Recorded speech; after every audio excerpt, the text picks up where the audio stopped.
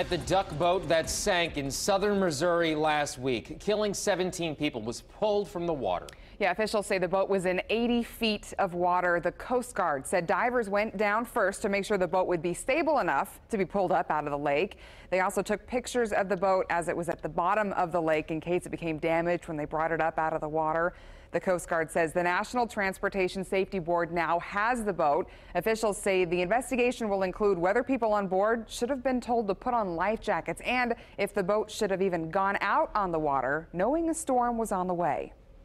One of the focus of the investigation is to determine whether or not the operation and this particular voyage was conducted in accordance with the operational guidance and the operational manual for Ride the Ducks, and it'll be up to the investigation to help us ascertain that.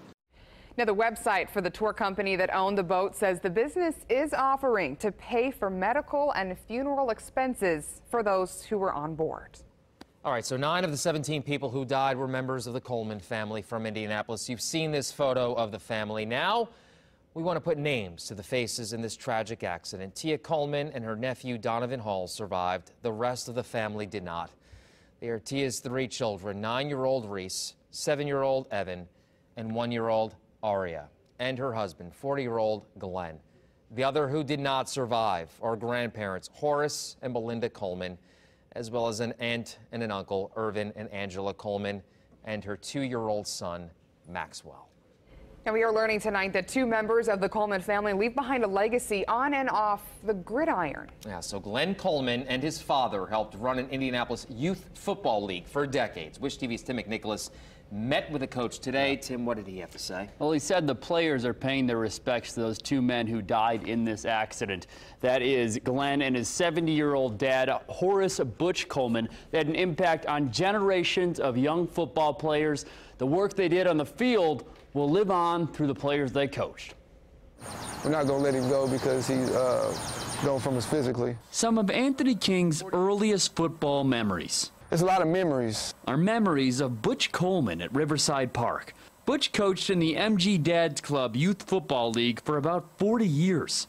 Loving, caring, but still disciplined all in the same breath. Anthony was just 9 years old when he met Butch. Decades later, Anthony became president of the league with Butch as vice president. He didn't take coaching lightly, so if it took tough love, then it took tough love. And if you needed a hug, he'd be there to open his hand up. Butch's son, Glenn, also coached in the league for about 10 years, until he had to stop because of his work hours. Glenn was a little bit more relaxed and laid back than Butch was. The discipline part, I think, because I'm sure as a father, Butch put that in him as well. So players will have the option to skip practice tonight to head to a 7 p.m. prayer vigil for the victims at Mount Olive Missionary Baptist Church. Glenn's wife, Tia, is now out of the hospital. I've never had to recover from something like this. I don't know if there is a recovery from it. This was going to hurt for a while. But I think in the same breath, if you know Butch, you know you're not allowed to just lay around and mourn too long. We got to move forward. Now, Anthony says he's still working out the plans, but the league will find a way to honor Butch and Glenn this season. I'm Tim McNicholas, Wish TV News 8. Tim, thank you. Later tonight, Hoosiers will come together to pray for the Coleman family. A vigil will take place at 7 o'clock at Mount Olive Missionary Baptist Church. That's where some members of the Coleman family attended on Sundays. It's on the city's west side. Wish TV's News 8's Julian Grace is live from the church tonight. Julian. Well, inside the church tonight, those that attend will be raising money for Tia Coleman and her nephew. And Pastor Liggins, he tells us the goal is to wrap as much love around the family as possible. Here's some more details that we're learning about the vigil tonight. Pastor Carl Liggins adds that the decision to hold a prayer vigil at the church started with the Coleman family on Sunday morning. We're learning that Tia's grandparents and some of her cousins attend the church, and they were there for services on Sunday. Pastor Liggins added that the recovery process will be tough, and he wanted the community to be involved in the process. It's tough, and anytime you can imagine 9 of your family members one time, it's tough. But they're hanging in there. They hang by the grace of God. They're hanging in there.